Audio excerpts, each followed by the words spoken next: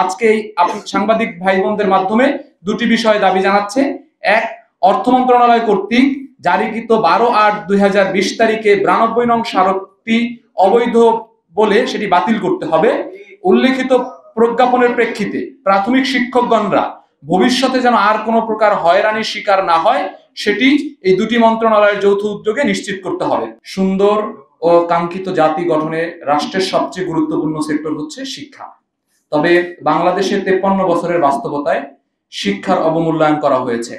শিক্ষকরা শিক্ষা ব্যবস্থার অপরিহার্য অংশ, যা পেশা হিসাবে কখনোই এদেশে যথাযথ মূল্যায়িত হয়নি। 2013 সালে জাতীয়করণের অন্তর্ভুক্ত প্রাথমিক বিদ্যালয়ে 48,720 জন শিক্ষকদের, জাতীয়করণকৃত প্রাথমিক বিদ্যালয়ের শিক্ষকদের টাইম স্কেল সংক্রান্ত বিধির বিপরীতে অর্থ মন্ত্রণালয়ে 12/8/2020 তারিখে অবৈধ প্রজ্ঞাপন বাতিলের দাবির সাথে একত্রতা পোষণ করে আপনাদের সামনে উপস্থিত হয়েছে জাতীয় নাগরিক কমিটি। আমাদের সাথে এই সংবাদ সম্মেলনে উপস্থিত আছেন প্রাথমিক শিক্ষক সমিতির সভাপতি আমিনুল ইসলাম এবং অন্যান্য নেতৃবৃন্দ সহ 64 জেলা থেকে বিভিন্ন প্রাথমিক বিদ্যালয়ের শিক্ষকগণ, এবং আপনাদের সাথে আরো উপস্থিত আছেন জাতীয় নাগরিক কমিটির মুখপাত্র সহ কেন্দ্রীয় নেতৃবৃন্দ। আপনারা জানেন, আমাদের দেশে বিদ্যালয়হীন গ্রামে শিক্ষার আলো ছড়ানোর জন্য এলাকার জনসাধারণের উদ্যোগে সারা দেশে বেসরকারি প্রাথমিক বিদ্যালয় প্রতিষ্ঠা করা হয়। এসব বিদ্যালয়গুলোতে সরকারি বিধি অনুযায়ী শিক্ষক নিয়োগ হিসাবে প্রাপ্ত পাঠদান চালুর লক্ষ্যে এক পর্যায়ে 24 বছর আন্দোলন সংগ্রাম করার পর 9 জানুয়ারি 2013 সালে 26,193টি বেসরকারি প্রাথমিক বিদ্যালয়কে 1,04,000 শিক্ষককে জাতীয়করণ করা হয়। জাতীয়করণ ঘোষণার পর বেসরকারি প্রাথমিক বিদ্যালয়ের শিক্ষক বিধিমালা 2013 অনুযায়ী গেজেটের বিধিমালা 31/12/2012 পর্যন্ত বেসরকারি চাকরি দৈর্ঘ্যতার হার হবে 50% কার্যকাল হিসাবে গণনা করে গেজেটের 9 উপবিধি 3 কার্যকর চাকরিকালের ভিত্তিতে টাইম স্কেল প্রাপ্তির বিধিবিধান বাস্তবায়নের ফলে জাতীয়করণ শিক্ষকগণ সে অনুযায়ী সুযোগ সুবিধা অংশীজন হন, যা অর্থ মন্ত্রণালয়ের 21/1/2014 তারিখের 13 নং স্মারকের প্রেক্ষিতে প্রাথমিক ও গণশিক্ষা মন্ত্রণালয়ের 21/1/2014 তারিখের 645 নং স্মারক জারি করলে সেই আলোকে প্রাথমিক ও গণশিক্ষা মন্ত্রণালয় 5/6/2014 তারিখে 889 নং একটি পরিপত্র জারি করেন, যাতে টাইম স্কেল প্রদানের বিষয়ে সুস্পষ্ট 50% কার্যকাল হিসাবে 8, 12 এবং 15 বছর পূর্তিতে টাইম স্কেল প্রাপ্য হলে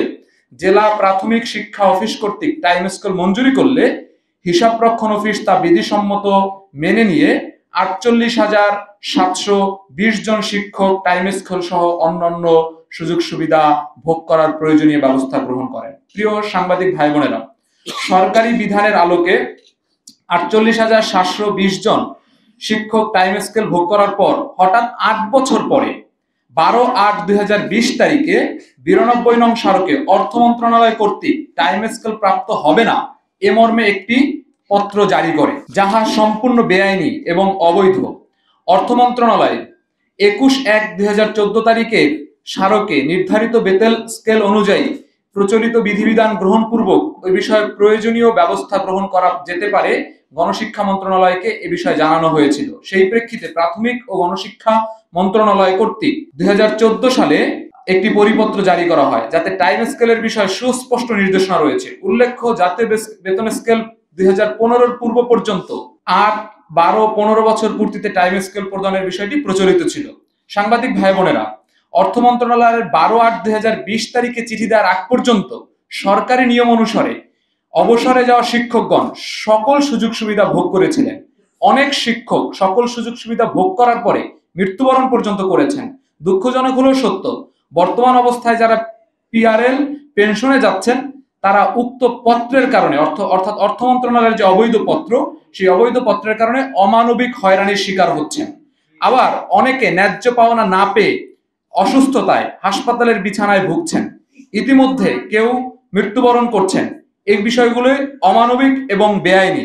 প্রিয় সাংবাদিক ভাই বোনেরা, আমরা বলতে চাই, জাতীয় নাগরিক কমিটি শিক্ষকদের সাথে এরকম অবর্ণনীয় কষ্ট লাঘবে যেই ঘটনাগুলো ঘটছে সে বিষয়ে উদ্বিগ্নতা প্রকাশ করছে এবং অর্থ মন্ত্রণালয় এবং প্রাথমিক ও গণশিক্ষা মন্ত্রণালয়ের যৌথ উদ্যোগে জরুরি ভিত্তিতে সমাধানের জন্য ব্যবস্থা নেওয়ার জন্য দাবি জানাচ্ছে।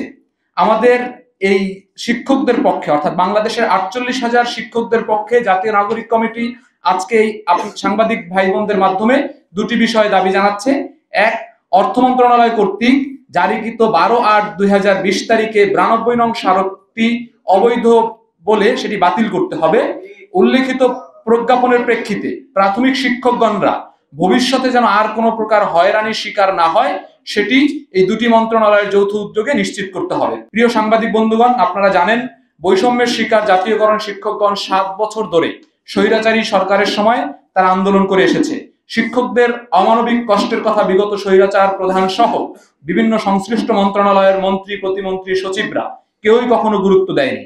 অবশেষে 24-এ ছাত্র জনতার যে আন্দোলনের মধ্য দিয়ে স্বৈরাচার বিতরিত হয়েছে, বর্তমান অন্তর্বর্তীকালীন সরকারকেও বিভিন্ন সময়ে এই 48,000 শিক্ষকদের পক্ষ থেকে দাবি জানানো হয়েছে।